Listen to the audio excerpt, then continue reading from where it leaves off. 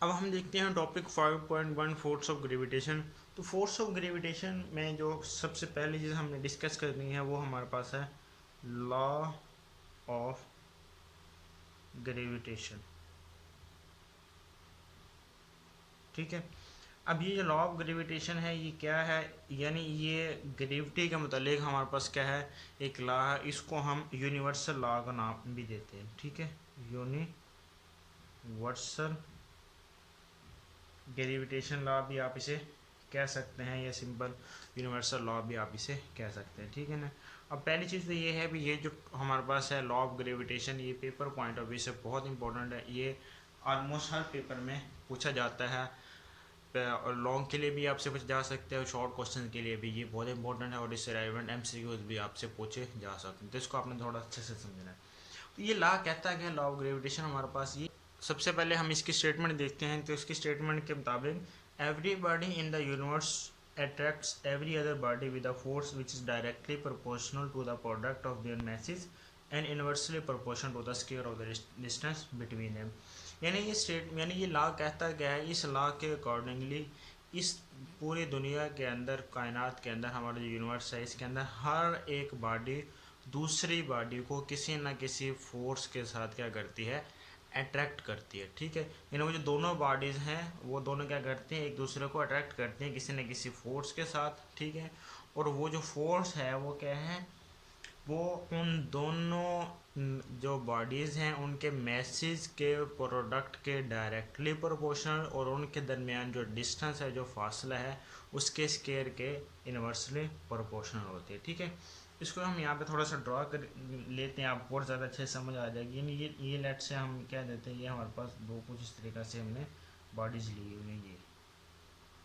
ठीक है, इसे मैं क्या देता हूँ, ये हमारे पास है M1, और ये है क्या है, ये आ गया हमारे पास M2 आ गया। ठीक है, अब ये देखें, ये इसका सेंटर कुछ ऐसे बनेगा, और ये क्या बनेगा, ये कुछ इसका ऐसे सेंटर बनेगा।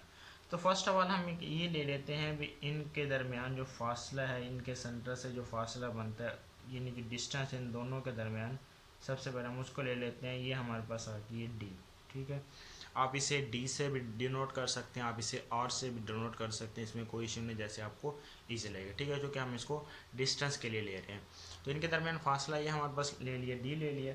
तब ये देखिए, इस लॉ के अकॉर्डिंगली ये वाली जो बॉडी है ये भी क्या करेगी, इसके ऊपर किसी ना किसी फोर्स से इसके ऊपर लगाएगा, कोई ना कोई फोर्स इसके ऊपर एक्ट करेगी। और बिल्कुल इसी तरह ये जो M2 है ये भी M1 के ऊपर क्या करेगा, कोई ना कोई फोर्स लगाएगा। ठीक है, तो ये वाली जो दोनों क्या है कर रही हैं, ये दोनों एक दूसरे के ऊपर कोई ना कोई फोर्स लगा रही हैं। अब यहाँ पे मैं क्या ले जाता हूँ, यहाँ पे मैं इसके साथ ये मैं एक -F लगा रहा हूँ। इस -F का मतलब क्या है भी, ये जो दोनों बॉडीज़ हैं इनकी मैग्नीट्यूड क्या होगी, सेम होगी, लेकिन जैसे यहाँ पे फ़र्क है क्योंकि इनकी एक दूसरे की अपोजिट लग रही है, इसलिए एक के साथ मैंने क्या लगा दिया, -F लगा दिया। ठीक है, ये कुछ इस तरीके से आ गया। तो जब हम इसका फार्मूला लिखते हैं ये वाला, तो ये हमारे पास क्या बनेगा, उसने क्या है, ये जो फोर्स है वो क्या है, इन दोनों बॉडीज़ के प्रोडक्ट जो मैसेज का जो प्रोडक्ट है उसके क्या है, डायरेक्टली प्रोपोर्शनल है। ठीक है, यहाँ पे हम लिख देते हैं ये जो फोर्स F है वो क्या है। आप देखें ये हमारे पास है M1 और ये क्या है M2। तो इन दोनों का जब हम क्या लेते हैं, प्रोडक्ट लेते हैं, यानी इन दोनों का जब हम हासिल ज़रब लेते हैं तो हमारे पास क्या निकलेगा, वो निकलेगा M1 और M2। ठीक है, और दूसरी स्टेटमेंट के मुताबिक वो क्या कहता है, inversely proportional to the square of the distance between them. और ये जो फोर्स है इन दोनों के दरमियान, ये दोनों फोर्स एक दूसरे के ऊपर ये लगा रही हैं, ये क्या है, इनके दरमियान ये जो डिस्टेंस है उसके स्क्वायर के क्या होती है, इनवर्सली प्रोपोर्शनल। तो क्या बन जाएगा, ये हमारे पास आ जाएगा, ये है इनवर्सली प्रोपोर्शनल, और डी हमारे पास जो कि डिस्टेंस हो इसका हम जगह ले लेते हैं, स्क्वायर ले लेते हैं। तो इन दोनों का जब हम क्या करते हैं, कंबाइन करके लिखते हैं, तो हमारे पास क्या रिलेशन बन जाएगा, ये कुछ इस तरीके से बन जाएगा, ये M1 M2 ओवर D का स्केयर। ठीक है, अब हमने देखा हुआ पीछे में हमने पढ़ा था भी, हम क्या करते हैं जब ये प्रोपोर्शनैलिटी साइन है तो इसको ख़त्म करने के लिए हम लाजमी तौर पर क्या करते हैं, किसी न किसी कांस्टेंट का हम इस्तेमाल करते हैं। ठीक है, तो यहाँ पर भी हम क्या करते हैं, एक कांस्टेंट का यूज़ करेंगे, और यहाँ पर जो कांस्टेंट हम यूज़ करते हैं वो हम यूज़ करते हैं capital G. F is equal to G m1 m2 over D का स्केयर। ठीक है, अब ये जो जी है ये बहुत इंपॉर्टेंट है एमसीक्यूज़ के लिए। ये जो जी है इसे हम नाम देते हैं यूनिवर्सल कांस्टेंट का, या ग्रेविटेशनल कांस्टेंट भी कहते हैं। यानी ये जो जी है इसे क्या कहा जाता है, इसे हम कहते हैं यूनिवर्सल कांस्टेंट।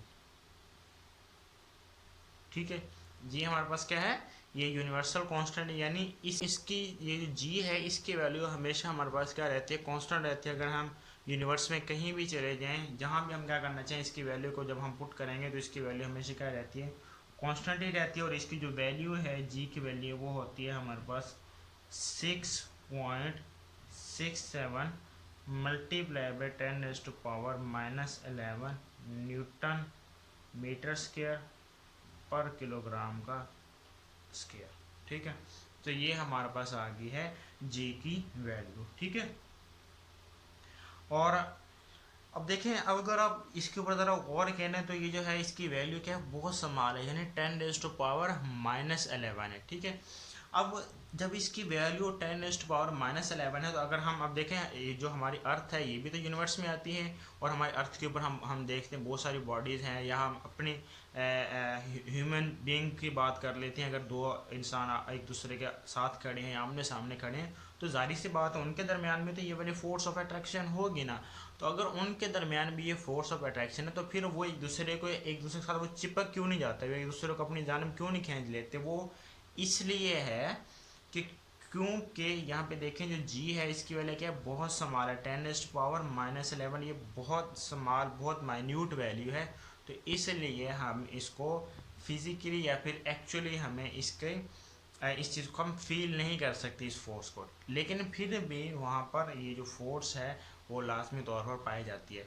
अच्छा, अगर हम बात कर लेते हैं बड़ी बॉडीज की, जिस तरह अगर हम अब देखें, अगर हम बात करते हैं अर्थ की, एक हम क्या ले लेते हैं, अर्थ ले लेते हैं, और एक हम ले लेते हैं अर्थ के ऊपर कोई भी जिस्म ले लेते हैं, यानी अर्थ के ऊपर मैंने एक छोटी सी बॉल ले ली। अब देखें हमारी जो ज़मीन है वो एज़ कम्पेयर टू बॉल क्या बहुत बड़ी है, ज़मीन का मैस क्या है, बहुत बड़ा है, 6 मल्टीप्लाई बाई 10⁻24 किलोग्राम, बहुत बड़ी वैल्यू।